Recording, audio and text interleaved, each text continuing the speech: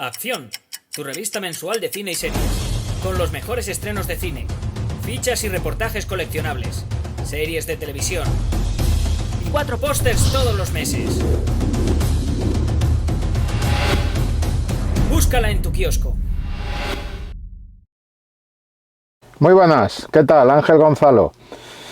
Vamos a hablar de Outland, Atmósfera Cero, que es la videocrítica que has pedido y que bueno, vamos a comentar esta película de Peter Iams de 1981. Ante todo decir que esto es un vídeo de la revista Acción, Acción Cine, Acción Televisión. Acción es una revista de información, noticias, actualidad de cine y de televisión, con reportajes, estrenos, críticas, opiniones, entrevistas, etcétera, etcétera, que tiene un buen pozo de, además de coleccionable, y en este caso, pues por ejemplo, hicimos un coleccionable sobre figuras mitológicas y demás, en nuestra sección de Cartelmanía, dioses, semidioses y héroes mitológicos en el cine. Y tratamos eso en tono de coleccionable, en clave de coleccionable, con fichas y demás. También es una revista que lleva pósters y tal. Podéis pedirla, es mensual, y podéis pedirla tanto a un kiosco cualquiera como a la dirección que os van a poner aquí abajo.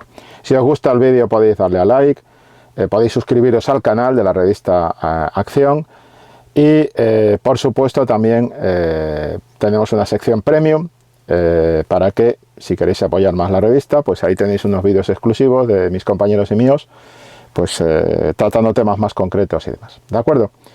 Dicho todo esto, voy a entrar en la película Atmósfera Cero y por lo tanto voy a entrar en ella con spoilers en todo momento. Estos no son avisados, así que si alguien no ha visto la película, Ángel Gonzalo sí la ha visto y por eso la pide. Por cierto, ya aprovecho desde ahora para agradecerte que hayas pedido la crítica y que también hayas tenido la paciencia, porque llevamos un retraso en lo que son las videocríticas, cuya culpa asumo totalmente. No es culpa de la revista, es culpa absolutamente mía. Yo llevo un ritmo y ese ritmo es lento respecto a que pasa tiempo entre que habéis pedido la crítica y demás. Pero bueno, ya está aquí, vamos a hacer la crítica, vamos a hablar de la película, vamos a hacer un comentario más que una crítica. Hay varias cosas en la película Atmósfera Cero que hay que destacar. Por un lado, creo que es un buen ejemplo de película de ciencia ficción, diferente a lo que proponía ya en ese momento, a la auténtica revolución en el género que había generado George Lucas con Star Wars, que proponía una ciencia ficción que iba por otro camino de lo que era la space opera y demás, aunque sí coincidía con Star Wars en la fusión de géneros. ¿Por qué proponía ese otro camino? Pues porque en definitiva Atmósfera Cero es muy tributaria de la película Alien de Ridley Scott, del éxito de la película Alien. Esto se puede ver ya incluso en los propios carteles, cuando se destaca especialmente el diseño de los cascos en los personajes y demás, y con esa imagen que estoy viendo ahora, que no te puedo mostrar, Ángel Gonzalo, porque no queremos que el vídeo nos lo clausure YouTube por mostrar material de otras páginas.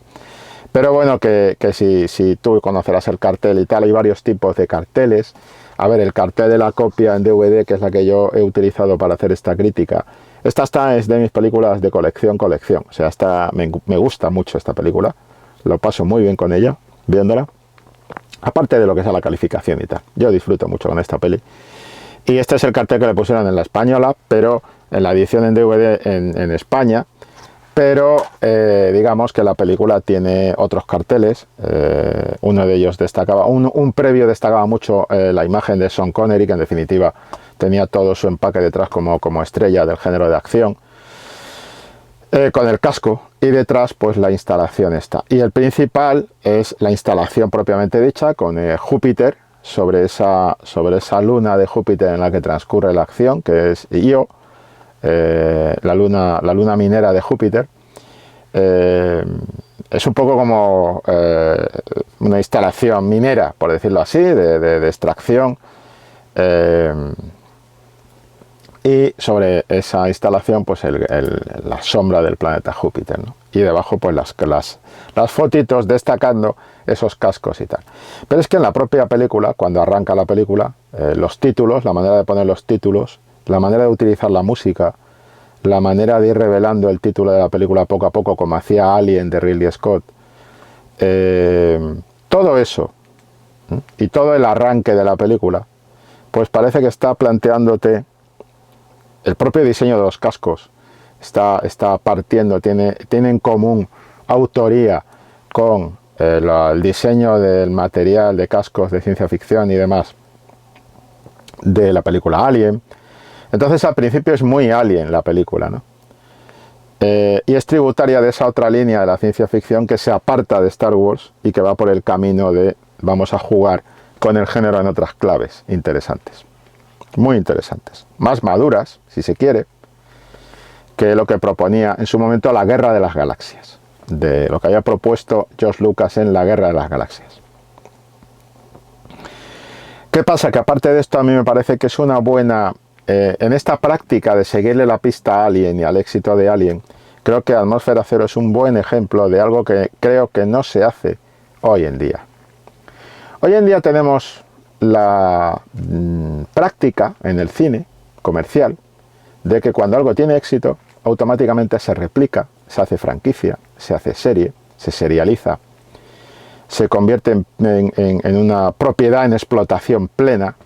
Es como una especie de mina como esta que hay en Io, en la luna de Júpiter en la película, y entonces vamos ahí a sacarlo todo, a extraer todo, a reventar esa mina hasta sus últimas consecuencias, pero picando sobre el mismo terreno. Entonces eso produce repetición, eso produce bucle, eso produce numerosas reiteraciones hasta llegar al agotamiento, al aburrimiento y a que el espectador pueda predecir lo que va a ocurrir porque se lo han contado 450.000 veces. Sin embargo, ¿qué hace Atmósfera Cero? Atmósfera Cero parte de Alien y Atmósfera Cero replica algunos elementos de Alien significativos que forman parte, que pasan a formar parte de su propuesta, pero después te hace otra cosa. No te hace otro Alien. De hecho, siempre lo he dicho y lo voy a repetir aquí una vez más, James Cameron, cuando hace Aliens el regreso, tiene la tremenda habilidad de decir sí, pero no puedo hacer lo mismo, porque ya lo hizo Ridley Scott. Entonces, ¿qué voy a hacer yo? Pues yo lo que voy a hacer es llevar... Ridley Scott partió de la ciencia ficción para llevarnos al terror, nos metió en ese trasunto de castillo espacial que es la nave Nostromo, pero yo no puedo hacer eso, pues ya está hecho. Entonces, ¿qué voy a hacer yo? Pues lo que hace James Cameron es trasladar, partiendo de esa misma base de ciencia ficción, partiendo de la película anterior, tirando de un personaje clave de la película anterior, que es Ripley, voy a desarrollar mi propuesta por el camino del cine de acción trepidante, del cine bélico, con claves casi de conflicto en Vietnam, como puede ser la pelea en los túneles, y voy a hacer otra cosa, que pueda ser mi película y no una réplica de la película de Ridley Scott.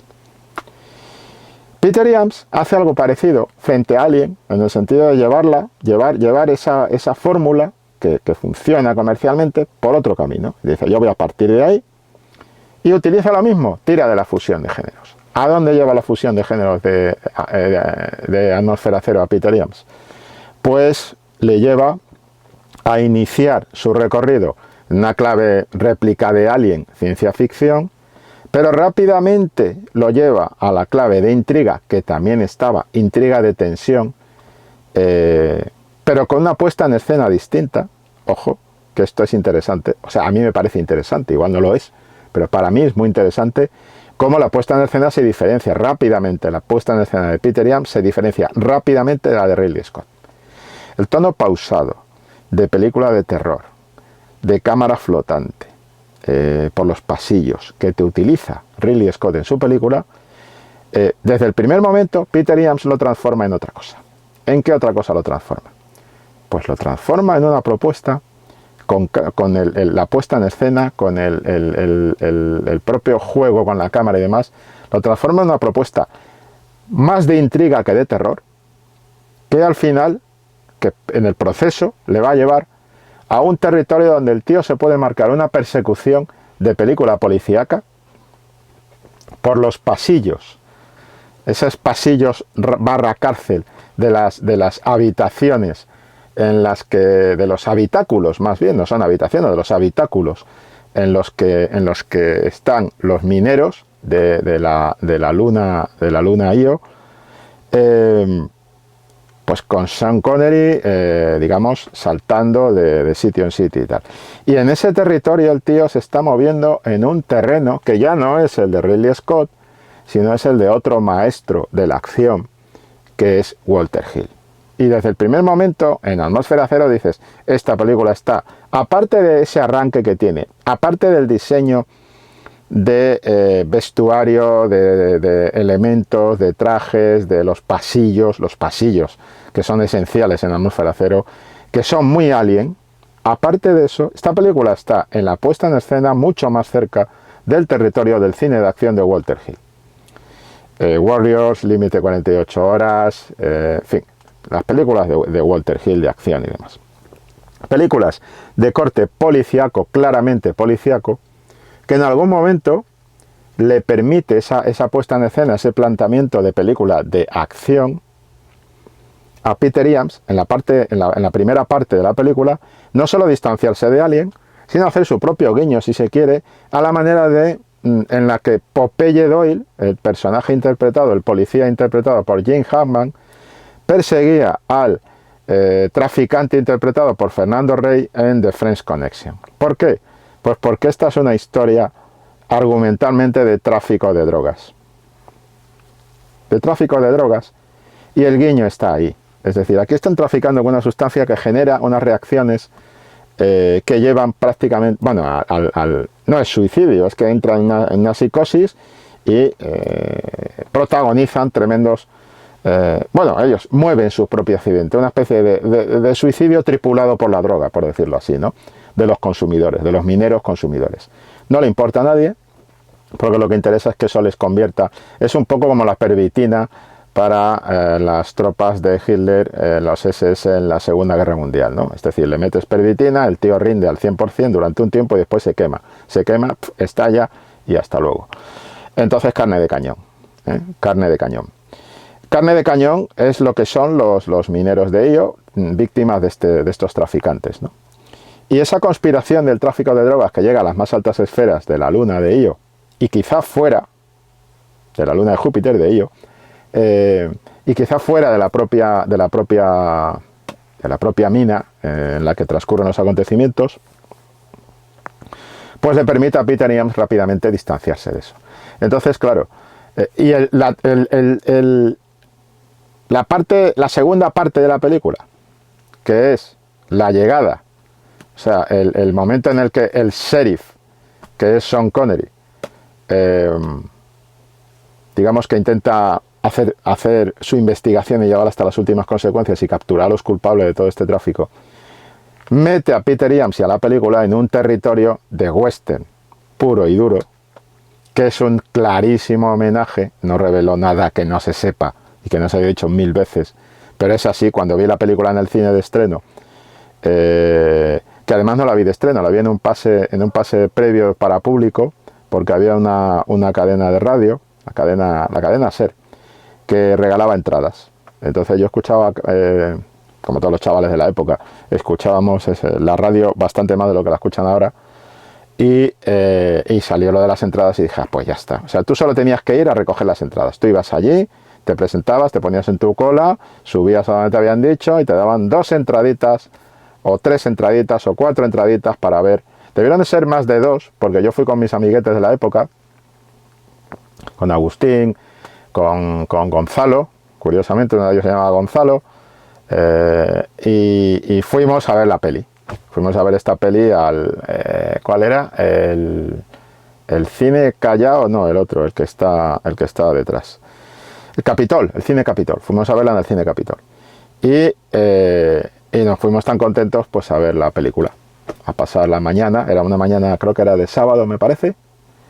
Y allí te ibas, había un montón de gente, te metías y te veías la película como público. O sea, yo no estaba ni en crítica ni nada, yo estaba todavía, creo que estudiando o algo así. No creo creo que estaba estudiando. Y entonces cuando vi la primera vez la película, pues la impresión que me produjo esta última parte que te digo, esta segunda parte de la peli, fue inmediata. Fue, esto es solo ante el peligro. Sean Connery está, de alguna manera, haciendo una variante de Gary Cooper. El hombre incluso intenta buscar ayuda en la plataforma y nadie le ayuda. Sus propios hombres se rajan o son corruptos o incluso le atacan, porque son parte de la conspiración. Y el resto de los mineros dicen, mire amigo, ese es problema tuyo, déjame en paz. Entonces están todos esperando, expectantes de ese enfrentamiento que se va a producir. De dos asesinos que son enviados por los corruptos para que se carguen a Sean Connery. Todo eso es un western en el espacio, y aquí es interesante destacar cómo está utilizando Peter Iams interiores y exteriores. Pero lo que yo destaco de la película y lo que me parece llamativo de la película, parece interesante de la película, lo que le sube a la película por encima de de las 3 estrellas a las 4 estrellas que yo le voy a poner, porque me parece un clásico de la ciencia ficción de los años 80, así de claro, es ese trabajo de puesta en escena que hace Peter Iams. Como Peter Iams es un tío virguero que en interior, en un estudio, los estudios Pinewood de Londres, que es donde se rodó esta película, con unos decorados, te monta una persecución de Sean Connery, evidentemente del doble de Sean Connery también, porque hay que pegar saltos por una serie de plataformas y demás, de uno de los traficantes, que acaba en la cocina y acaban con una pelea a cuchillo, tal y cual. Y por supuesto con una escopeta corredera, como no podía ser menos, ¿no? Entonces, esa persecución que se monta el tío, ese juego de trabajo de la cámara en la película, de cómo narrar con la cámara, a mí me parece que es de las mejores películas que hizo Peter Iams en su carrera. Y una de las mejores fusiones de género, una de las más sólidas, de las más... con un argumento muy sencillo. Al argumento solo se le podría reprochar, al guión, perdón, se le podría reprochar que no haya un mayor desarrollo del personaje de la mujer, que a lo mejor hoy en día con películas de 2 horas, 2 horas y 8, 2 horas y media, pues nos extraña, pero esta película dura 1 hora y 49 minutos, ojo, y es 1 hora y 49 minutos que pasa, lo cual es esencial para mí, que pasa como si fuera 1 hora y 20, 1 hora y media como mucho, pero es 1 hora 49 minutos. Tiene un desarrollo de personajes y tal. Y digo, la única pega que se le podría sacar al guión de la película sería que el personaje de la mujer, que abandona, pero bueno, la abandona con una justificación de alguna manera, ¿no? Una clave de proteger, de hacer que su hijo tenga la posibilidad de ver la Tierra, porque el chaval está un poco empanado. El chaval está bien interpretado por el actor que le da vida al crío de esta pareja, ¿no? Porque es un crío un poco empanado, un poco simplón para la edad que tiene, ¿no? Y se le ve un crío simplón, se le ve un crío como apagado, como adormilado, como de haberse pasado la vida en interiores, en cápsulas, en lugares, como dice la madre, en sitios donde no puede respirar aire puro, sino que solo respira ese aire tratado de las plataformas y demás. Y ella se va a la Tierra, decide irse a la Tierra, que el crío pueda ver la Tierra y pueda respirar y pueda ver el planeta del que procede su especie, ¿no? Y eso deja absolutamente solo a Sean Connery en un trabajo que se explica al principio, que es un trabajo que acaba de coger prácticamente, en el que está aterrizando en ese momento, es el de jefe de policía del lugar. Y se le podía reprochar que este personaje no esté más desarrollado y sea simplemente un pretexto para dejar más solo a Sean Connery todavía, ¿no?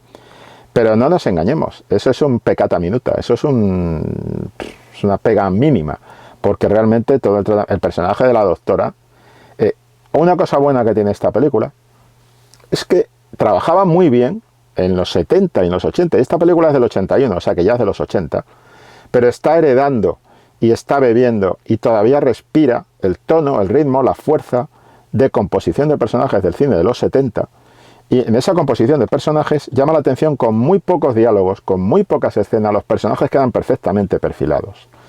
Y se cuenta con el actor para definir y acabar de construir esos personajes. Ocurre en el personaje del ayudante. El ayudante aparece muy poco en la película, el ayudante del personaje de Sean Connery, del sheriff, aparece muy poco en la película, pero queda perfectamente completo en su arco de desarrollo. El personaje del, vamos a decirlo así, antagonista, Peter Boyle, interpretado por el gran Peter Boyle, el mago de Taxi Driver, el jovencito Frankenstein, o sea, la criatura de Frankenstein del jovencito Frankenstein, Peter Boyle, un grande del cine.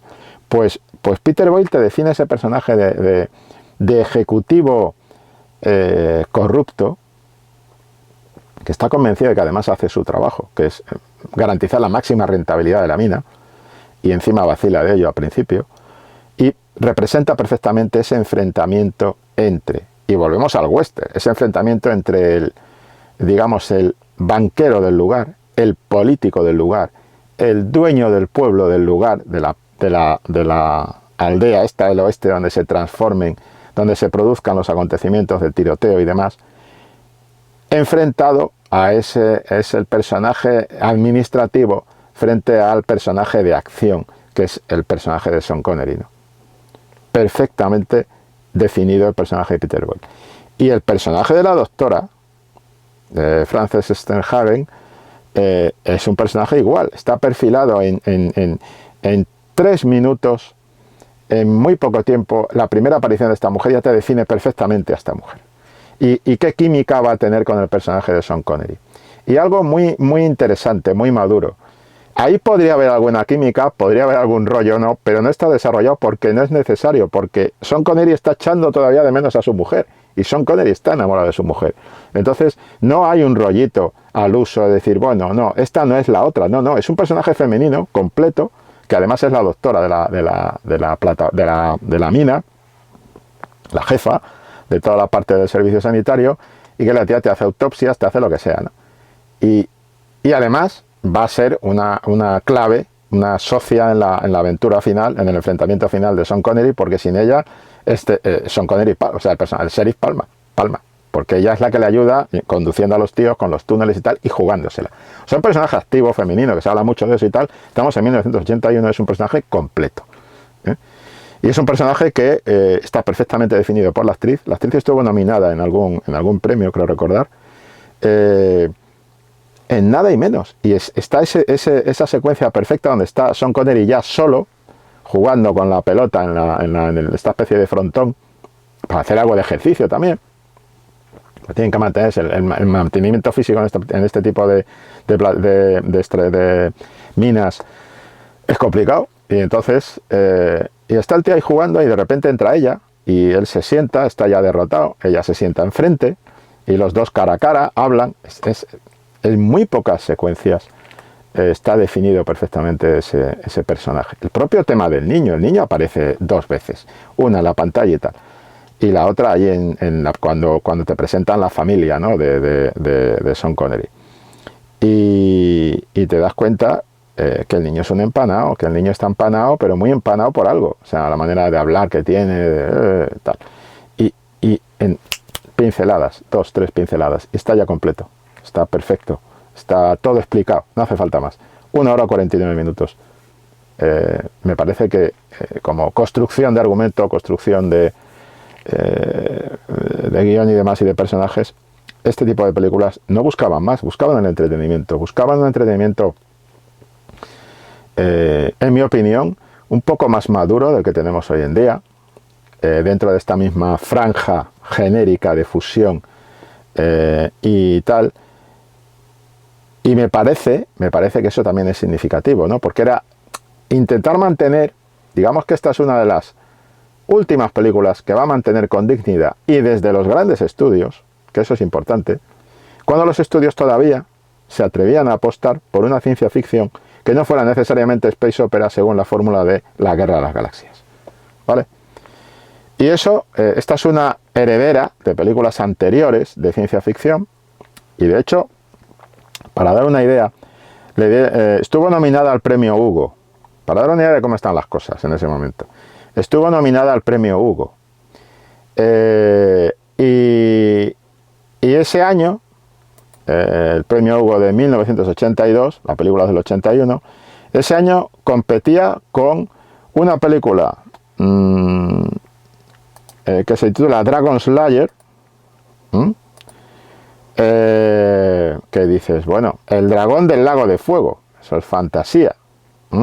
Los premios Hugo no se centraron y no dijeron ciencia ficción, no podían para premiar lo que es, los premios Hugo son premios literarios prestigiosos dentro del mundo de la ciencia ficción, pero a la hora de premiar una película, los premios Hugo no podían centrarse solo en ciencia ficción porque no había tanta producción de ciencia ficción que se pudiera premiar. Había producción de ciencia ficción a cascoporro, pero no como para decir, esta es una de las mejores del año, vamos a meterla en la terna o vamos a meterla entre las 5 nominadas, ¿no?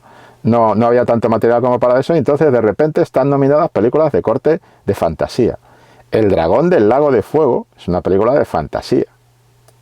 Fantasía épica si se quiere, pero de fantasía.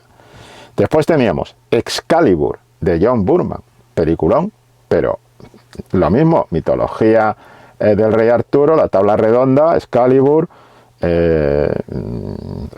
premio Hugo, ciencia ficción. ¿Dónde está la ciencia ficción, amigos? A ver, hombre, está todo el brillantito de las armaduras y tal, y si nos conformamos con eso, pero vamos, ahí no hay ciencia ficción. Y en El dragón del lago de fuego, tampoco.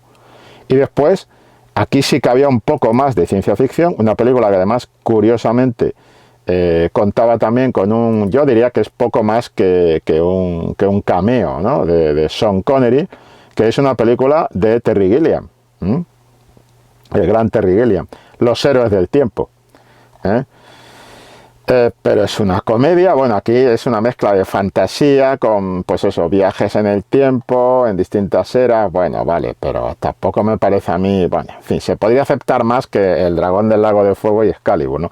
Pero es que la que ganó fue En busca del arca perdida. Claro, tú dices, ¿dónde está la fantasía?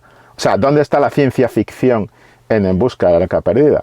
Me podéis decir, en la propia arca perdida, que es un instrumento, ¿no? Estamos hablando de mitología, si se quiere, estamos hablando de Antiguo Testamento, estamos hablando de religión, estamos hablando, en el fondo, si se quiere, si no entras en la dinámica de ser creyente y demás, puedes decir que eso también es fantasía. Pero ¿dónde está la ciencia ficción? Ahí no hay ciencia ficción, fue la ganadora. Entonces, claro, al final te das cuenta que de 1, 2, 3, 4 y 5 películas nominadas a los premios Hugo, ciencia ficción solo había una, que era Outland, Atmósfera Cero.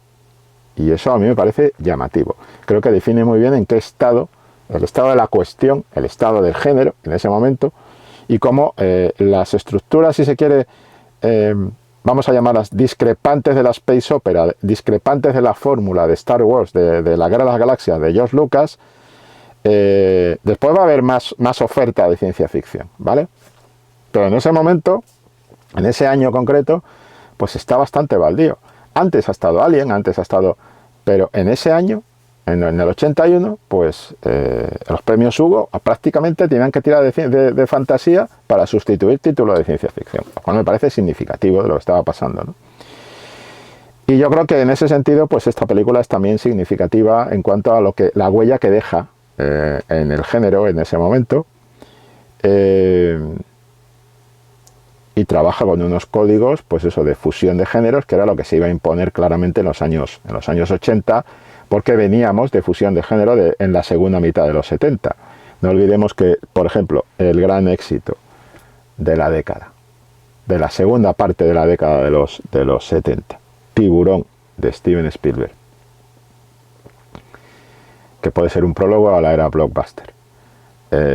Tiburón es una película de terror, pero en el medio de su discurso argumental se disfraza ligeramente con una capa superficial de película de aventuras, con guiños a Moby Dick.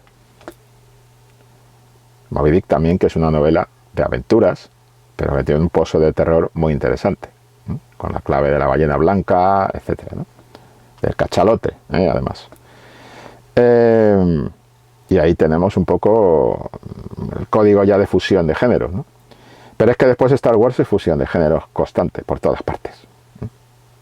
Entonces la fusión de géneros viene de antes. Y Alien es una capa de ciencia ficción, pero debajo de esa capa lo que encontramos es terror.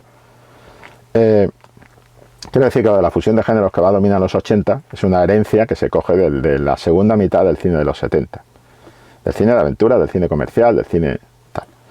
Entonces, claro, en ese sentido no pasa nada. Es decir, Atmósfera Cero es una película plenamente inmersa en la corriente que se está iniciando en los 80. Es una de las iniciadoras de los 80 y es una película interesante porque es un título puente por sus características, que todavía maneja características del cine de los 70 y está perfilando, avanzando lo que vamos a ver en los 80.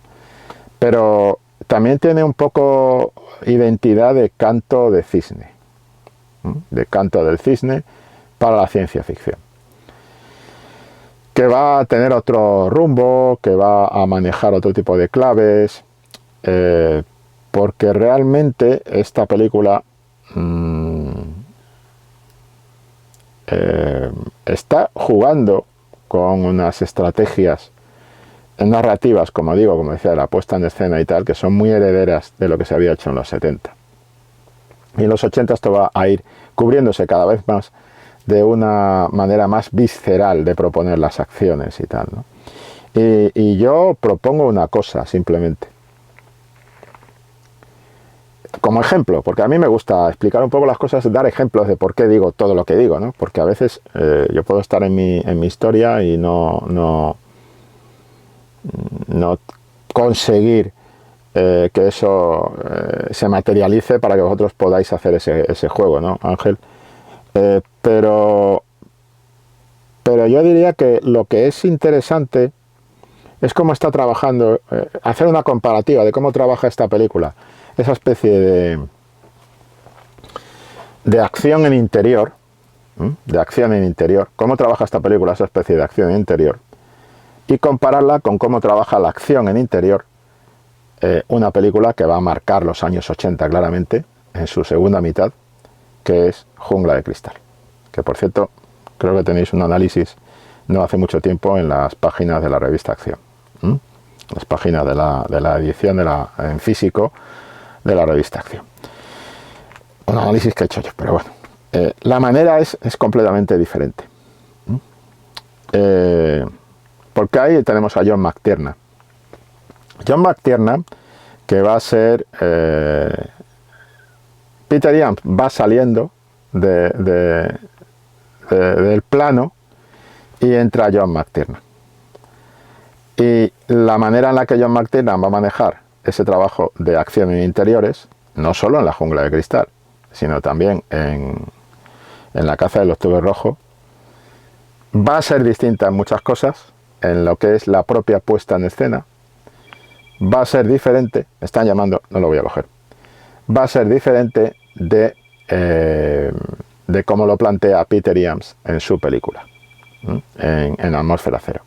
Y es interesante ponerse las dos, ponerse Jungla de Cristal y ponerse al mismo tiempo y en paralelo Atmósfera. O sea, ponerse primero Atmósfera Cero y después Jungla de Cristal puede ayudar mucho a entender esto que estoy diciendo, ¿no? Y bueno, para ir terminando la crítica, quería comentarte, lamentablemente no te lo puedo mostrar, por eso que he dicho antes, de que no quiero que el vídeo quede de alguna manera censurado, controlado, baneado, o vaya usted a saber qué, porque mostramos material de otras páginas web, ¿vale? No lo voy a hacer, no lo voy a mostrar, pero yo te recomendaría, lo puedes buscar fácilmente tú mismo, que te pusieras en los buscadores de internet, que te pusieras Outland cómic Jim Steranko. El maestro del cómic Jim Steranko hizo una adaptación que para mí es una de las mejores adaptaciones del cine al cómic de esta película. Y cómo despliega sus dobles páginas ese cómic. Es una obra maestra. Pero además es una obra maestra que yo, después de hacer esta crítica, yo me voy a grabar ahora unas imágenes que he cogido de ese cómic que aquí lo editó Metallic Land, lo editó aquí en España Metallic Land, pero bueno, tú puedes encontrar digamos, imágenes de ese cómic de las páginas dobles, los brillantes despliegues de Jim Steranko en página doble. Y es también muy interesante, por esto que hablaba de la comparativa, de establecer la comparativa en lo que da de sí el lenguaje del cómic, en cómo el lenguaje del cómic con el maestro Steranko te desarrolla la acción que tú has visto en la película. Yo te recomiendo de verdad que te busques, si puedes conseguir el cómic, perfecto, genial. Pero como creo que no será fácil, porque es un cómic de hace bastante tiempo, que además se editó cuando se estrenó la película, y en fin, que era... Pero también te da una idea que la película dejó huella suficiente para que se hiciera esa adaptación. Era algo muy habitual en la época, también hay que decirlo, en los 70, en los 80, hacer adaptaciones al cómic, a las viñetas de los éxitos comerciales de la época, ¿no? Que se estrenaban en pantalla, en cine. Pero, ya te digo, si comparas dos o tres páginas dobles de ese cómic, de Jim Steranko, con K, con la película, hay momentos que dices, ves claramente cuál es la diferencia entre la puesta en escena de la película y la puesta en escena, el reparto de la página, de las viñetas de la página que hace un maestro del cómic como es Steranko, ¿no? Y ves todas las diferencias que hay entre los dos medios, ¿no?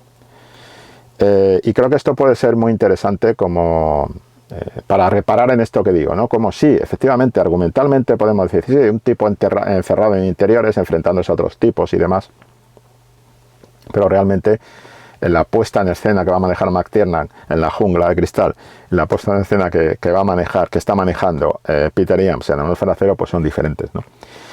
Y ya para ir cerrando un poco el tema, también quería comentar pues que esta película, aparte de ese canto de cisne que supone para la ciencia ficción en el cine, para una manera de entender la ciencia ficción en el cine, ese juego que hace con interiores y exteriores, porque es un western. Y tú dices, claro, tú piensas en el western, el plano dominante es el gran plano general, evidentemente. Y ese gran plano general los tienes en la película, los tienes en Outland, los tienes con efectos visuales que para la época son bastante aceptables. No estamos en el mundo Avatar, el sentido del agua de James Cameron, ¿vale? No podemos comparar, que esa es otra cosa, que no seamos un tanto lelos en esto, ¿no? Es una película de 1981, pero los efectos visuales permiten a Iams hacer esos planos generales, pues de las plataformas y de cómo aterriza la nave, esos planos del paisaje de Io. Y la pelea final, el duelo final, se va a traducir en una secuencia en exterior. Y es particularmente interesante ver cómo resuelve esa secuencia en exterior Jim Steranko en sus viñetas y cómo resuelve esa secuencia en exterior Peter Iams en su película. Y esa alternancia de exterior-interior, ¿no?, que hace Peter Iams en la película me parece muy curiosa. Y bueno, aquí lo vamos a dejar. Ángel Gonzalo, que ha sido un placer hacer la crítica, que gracias por pedirla, que muchísimas gracias por la paciencia, y que nos vemos en otra. Hasta luego. Acción, tu revista mensual de cine y series, con los mejores estrenos de cine, fichas y reportajes coleccionables, series de televisión y 4 pósters todos los meses. Búscala en tu kiosco.